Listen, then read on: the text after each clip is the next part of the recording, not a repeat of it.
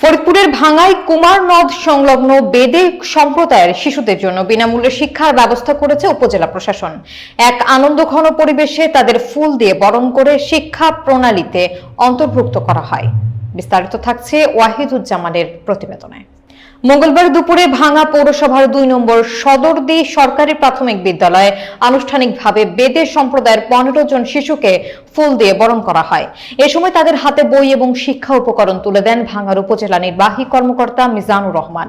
উপস্থিত বাচ্চারা উচ্ছ্বাস প্রকাশ করে জানায় বই পেয়ে তারা খুব খুশি। শিশু রেক্সোনা, ববি আক্তার এবং হায়দার বলেন, আগামীকাল থেকে স্কুলে আসবো, লেখাপড়া করব। বেদনী সর্দার শাহিনুর বেগম বলেন, আমাদের জীবন যাযাবর হলেও এই উদ্যোগে আমাদের বাচ্চারা যাযাবর জীবনের শৃঙ্খল ভেঙে শিক্ষিত হয়ে সমাজে প্রতিষ্ঠিত হতে পারবে। ইউএনও স্যারের এই সহায়তায় আমরা খুব খুশি। উপজেলা প্রশাসনের এমন উদ্যোগ কেবল এই শিশুদের শিক্ষার আলোকিত পথে নিয়ে যাবে না, বরং সমাজে ইতিবাচক পরিবর্তনের পথও প্রশস্ত করবে।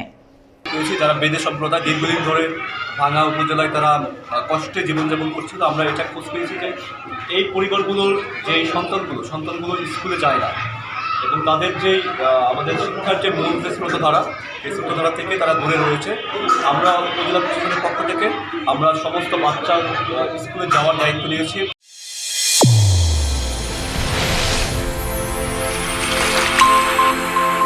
চ্যানেল A1 হৃদয়ের স্পন্দন।